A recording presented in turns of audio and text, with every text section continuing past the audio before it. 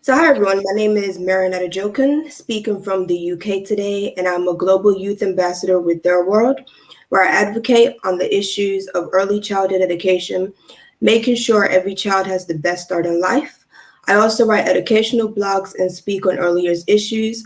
I've also worked in various early years educational settings, such as special educational needs and children who have English as an additional language. And I'm also the founder of Reach Out to All Youth Organization, which is about amplifying the voices of our young people. I'm also passionate about early childhood education because I value how children learn and develop. And I also believe that the foundation of a child's life is important and every child matters. Today, I'll be speaking with Michael Simpson, Theirworld's early childhood education policy leader, to talk about Theirworld's new report that is a progress check on donor funding for pre-primary education. 8 in 10 children in the world's poorest countries, equivalent to nearly 50 million girls and boys, are missing out on vital education in the first few years of their life because of the chronic lack of funding in the pre-primary learning. While there has been some increases in aid spending on pre-primary education, still falls woefully short of the recommended 10% of total education aid, with 8 of the world's top 30 donors giving nothing to the pre-primary education. Michael, would you be able to start with sharing a bit more about what this report covers and how it came about? Yeah, sure. So thank you for that. And obviously, really value your passion and interest in this issue. So I think it's important that we have loads more people like you, because this is a bit of a niche subject when it comes to education, even though it's really, really important for children's learning and development in the long term and in the short term. So that's a great thing. So the report is called A Better Start, and it's a progress check on donor funding for pre-primary education and early childhood development. So effectively, it's very much focused on current investment trends across the world and how they relate to early childhood education. It's the third in a series that we've done. So we've done 2 other scorecards before. Okay. So the last one was 2019. It was called Leaving the Youngest Behind, and then we had another one in 2017. So we've kind of like developed a methodology coherently across 3 different sort of years.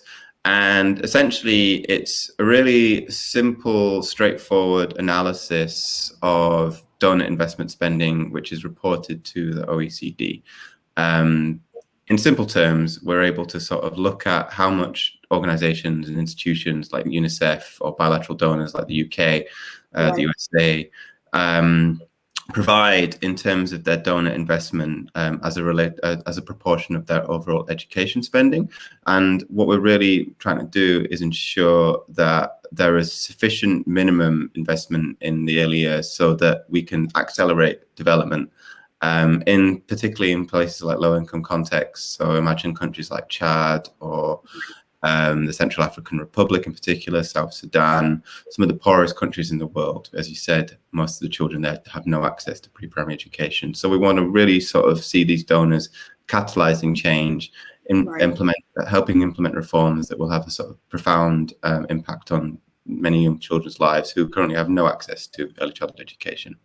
Right. Wow. I think you covered that very well, actually. And yeah, I think it's definitely very important what you guys are amplifying. And this is definitely an area that would be of interest, like you said, to UNICEF and all the other ones that would like to fund something like this. Because, yeah, it's just really important to ensure that we have the children's best needs at the forefront and that they're being valued and getting the education they need at the end of the day, which is what we're trying to do. So thank you so much for that. So moving on, pre-primary education is only a small fraction of the amount spent on other levels of education. While we've seen slight improvement over the last years, but an approach that prioritizes lower levels of education is still not being adopted. So why has spending on pre-primary education been so low, and why do we need to see it prioritized? So it's kind of It's a difficult question to answer because I think one of the things that's really become notable in the past few years is that there is an increasing policy emphasis within the kind of global education community on early childhood. Right. We've seen something like the development of the Early Childhood Development Framework, which focuses on the child's first 3 years of life. We've seen these kind of staggering advances in neuroscience, which has kind of really reiterated the importance of early childhood education in terms of brain development. So, this is something which has now become kind of common parlance. Yet at the same time, we're still seeing a kind of slow upkeep or slow uptick of investment that's kind of flowing to these levels of education. And I think there's a few reasons for that. And I think one of the things we do have to acknowledge is there has been a staggering progress in terms of getting children into primary school and developing and sort of and increasing access to secondary school over the past sort of 20, 30 years. Right. So I feel like we have to kind of acknowledge it in that context as well. So where countries and donors have been investing in primary education and secondary education, it is really a kind of concerted effort where we're seeing lots of children who didn't have access to primary school now have access to it. So I think in terms of where we are, the world is in a much better place than it was 30 years ago. So it's not to say that this is a zero-sum game where we're saying that investment should go to the early years at the expense of other sectors of education. I think it's something where we need to see it kind of a sort of a holistic approach. Nonetheless, pre-primary education remains low, and particularly in low-income contexts, governments really haven't prioritized it. And even in lower middle-income contexts like Nigeria, there is huge disparities between the poorest and richest children. So effectively, the poorest children in Nigeria have a pre-primary education experience that's comparable to some really poor countries. And I know Nigeria is a very complex country, and there's like lots of regional differences there as well, which help explain it. But among the richest cohort in that country, there's really, really good progress, and children there have a very high standard of education. So we need to think about like why things like that are happening. So in terms of why spending on pre-primary education has been so low, it's kind of like, I think maybe it's that we haven't been making enough noise about these levels of spending. And I think there is a growing consensus that this is a really important area that we need to sort of focus on, and that this report is part of that conversation. So hopefully this will be just one report among many. UNICEF published one a couple of years ago that's been really important. And we're beginning to see other sectors as well sort of lean into this. So I think we're seeing progress, and I think maybe hopefully what we'll see now is a kind of stark reminder that actually we're not seeing the levels of investment that we need, even if the conversation is growing, and so that we can begin to really focus on its need for prioritization based on the kind of evidence from neuroscience and other fields of education that are really kind of leading, demonstrating why this change is important. Wow, that was phenomenal. I can actually, going back to what you said in regards to Nigeria, because obviously I have experience with working with charities in Nigeria, and obviously seeing the less privileged not have access to education. A lot of them do blame it on like obviously the government not giving them the funds they need, or they don't have like the accessibility things that is enabled to equip them to actually get the resources that they need for their educational background and things like that to be improved. And so I guess as they say, it takes like a whole nation to raise a child kind of a thing. So yeah, you are right in regards to us pushing it, making more noise, amplifying our voices to ensure that we're able to use what we have to be of help to those in the other countries that actually are able to have the necessary education that is needed. So yeah, thank you for highlighting that. Cool. So what are some of the trends for pre-primary education that we've seen in the recent years, and how has the pandemic impacted this landscape globally, and what changes do you anticipate in seeing? Yeah, so I'll go through some of the sort of key findings from the report. Sure. But I think one of the sort of most important kind of footnotes to this research is that the figures that we have always have a 2-year delay. So the OECD DAC CRC database, which is a boring policy term, but effectively the data that we're analyzing is always in 2 years hindsight. So basically, we're looking at data from 2019. It's the most up-to-date data that we have available, but it does mean that we're effectively looking at a pre-pandemic world. And I think this is particularly important because what we're seeing kind of reflects the direction of travel before the pandemic hit. And I think while it would be great to have up to the minute details about what's happening, we can also say that if there is a fall in investment focus on education broadly, and particularly pre-primary education, we can actually hold world leaders to account and say, look, this is the progress we were making before the pandemic. Right. Obviously, finances are now more restrained than they were before. Nonetheless, the youngest children in the world are probably the ones that are most likely affected by the pandemic in the long term and in the short term. So it's important to hold on to these figures and say, actually, this is a really important marker. And if we see a decline from here on in, then that will be devastating for the world's youngest children. And I think that kind of brings us to sort of the main report findings as well. So we have seen an increase in pre-primary investment. So the current figure that we've identified in the report is $142 million a year. It comes from donors, so is invested into pre-primary education through their various different programs and initiatives. And that is an increase from 100 million in 2015 and much bigger than it was in sort of 2002, 2003. So we have seen sort of seismic changes that are really important. Nonetheless, it kind of remains, I think, a really small share of the global education sort of the landscape. So it's like 0.9% of global education spending. So that's 37 times less than what goes on tertiary education, so university education. So donors are putting much more into university education than they are in pre-primary education. And I think that's an important point because pre-primary systems include all children. So every child in a country is going to attend a kindergarten or nursery or pre-primary. University education obviously benefits a select portion of a country. And although it's incredibly important that children do go into university and train to be engineers, doctors, scientists, and everything else, they need a good base in life to get to that place. Definitely. So pre-primary offers that. So when we're talking about in comparing it to tertiary education, we're just sort of laying that as a kind of like, this is an important distinction that we need to make. But again, we're not talking about a zero sum where one sector of education deserves more than another. It's just seeing what's the most progressive way of ensuring all children get a good education.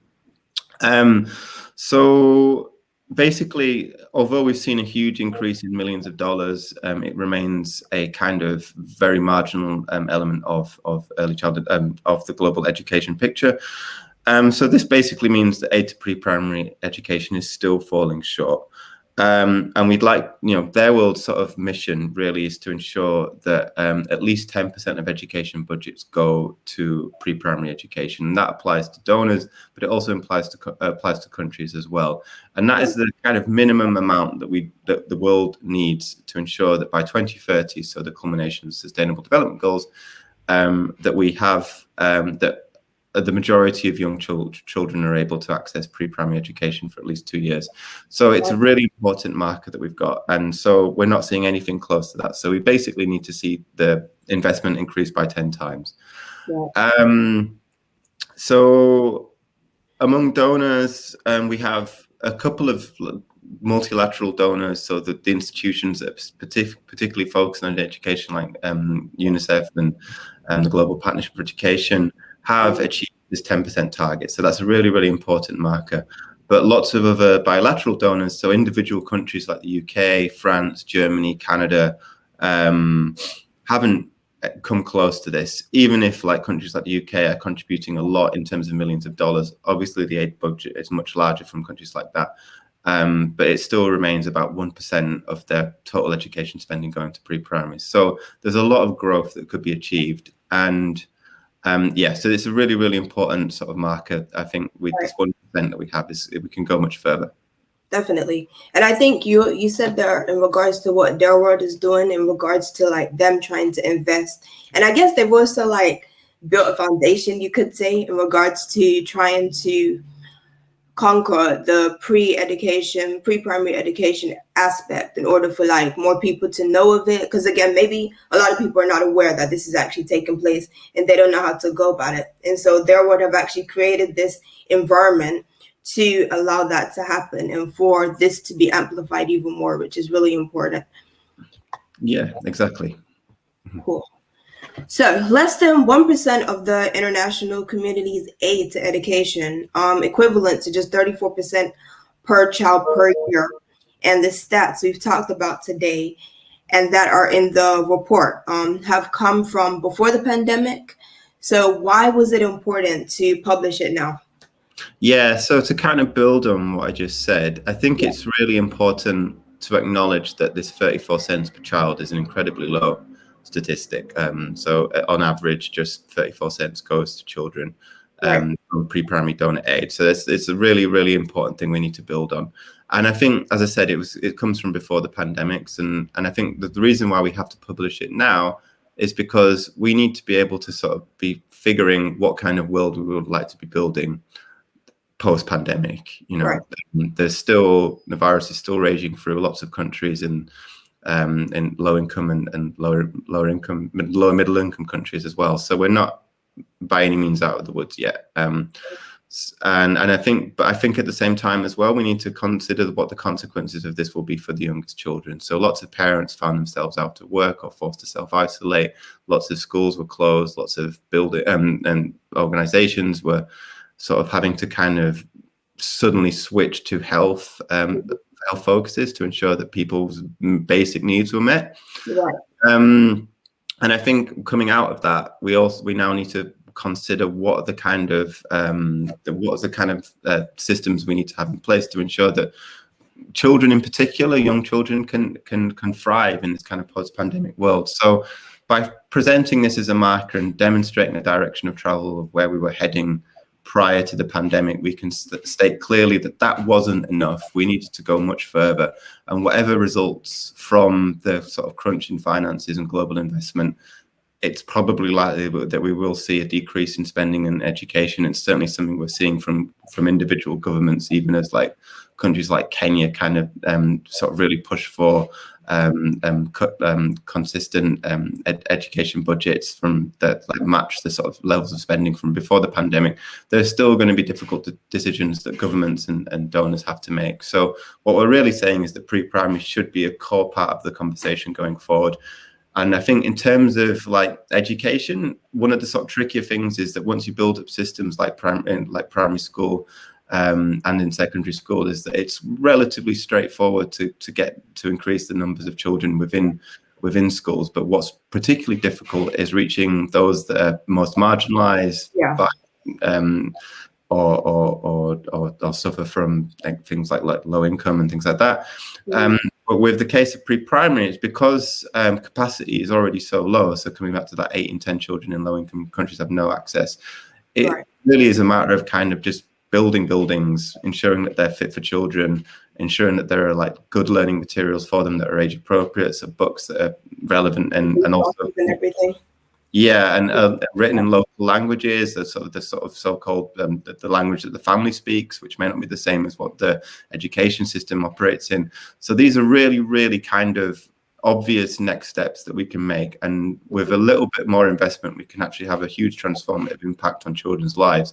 So it's really important that we get this right now, not to stall, not to go backwards, but to continue building and ensure that investment increases as the sort of years sort of progress beyond the pandemic. Definitely. I think you mentioned a lot of effective strategies that should take place. And hopefully, like you said, through the investment that you guys are going to receive, all these various essential things that are needed for these young children to have access to education will be delivered to them, which would be great. And yeah, the change actually starts from there, really, which would be great to see. Cool. So what do you hope will be the key impact of this report? So I hope that it shines a light on donor investment and that donors respond to it positively, recognize that this is a kind of constructive criticism and not an attempt to kind of black mark different donors by saying they're not investing enough, but basically to say that this is something where there is a lot of progress that you can make. So we kind of want to celebrate organizations like UNICEF and the Global Partnership for Education for reaching that 10% target and saying, look, this is a really, really good marker of progress. And I think to sort of point to bilateral donors and say, look, there's with a bit more investment, you can actually achieve a great deal. So we have figured that basically in 2019, had donors achieved this 10% target, then 6.4 million children from low-income countries would have had access to pre-primary. So if you can imagine like doing that every year for the next sort of 5, 6, 7 years, there may be an issue around diminishing returns, and obviously that's quite a high figure. So but at the same time, that will take us much closer to ensuring that all the children in low-income countries have access to pre-primary education. So it's a challenge that we're throwing down to donors, but I think it's also one where we want to say, look, some progress has been made, and we can actually go further if we just all work together. Definitely. Yeah, I think that's a good point. And you've highlighted it quite a lot, even in your previous point as well, which is great. So if a donor was to progress the report, is to run again in like 5 years' time, what do you hope to see, and like what solutions are in place to rectify the current issues that are currently going on? And I guess how would this report be a benefit to pre-primary education? So I would hope that donors were able to sort of look at their own financing and see where they could sort of make improvements. So it may not be that they reach this 10% target immediately. It's one of those things where lots of cogs need to turn to sort of get there. But I think if there are a few people within donor institutions that look at this report and go, actually, this is something we can do better on, and begin to shift the culture within an organization and actually make this more of a priority, like we've seen with UNICEF and the Global Partnership for Education, I think that'll be a win. But obviously, I think the real sort of marker for progress would be a concerted increase in investment that comes close or exceeds our 10% target. And I think, and I think that's like kind of the most important thing. It's like one of those asks which may seem a bit daunting. Some donors are having to increase their investment by 10%, by 10 times as much as where it is now. But at the same time, in the grand scheme of things, it's still a relatively small amount when it comes to overall education budgets. And in terms of the entire aid budget, it's still not very much at all. So I feel like there is concrete progress that can be made with the will, with the commitment, and with the passion. Definitely. Cool. Thank you so much. I think you answered the relevant questions needed, and you highlighted again a lot of key points. I think campaigning, which is crucial, which you guys are currently doing a whole lot of, amplifying, which you mentioned, and just ensuring that these organizations that are supporting the work in regards to pre-primary education are prioritizing the education of the young children, as well as those in universities and colleges as well. I think they should be put at the forefront. So, Michael, to wrap things up, is there anything else you would like to say? Yeah, I'd like to give thanks to Dr. Asma Zabari and Professor Pauline Rose of the Real Centre at Cambridge University for undertaking the work. They're the ones who designed the methodology and have carried out this research a couple of times before. So obviously it's, all of their own sort of original work. And this is something that Theirworld likes to support, original research that we can turn into policy and to use as an advocacy sort of tool. So I want to give them thanks for all the hard work that they've done, and also to give thanks to the Hilton Foundation for funding this work. Great. Thank you so much.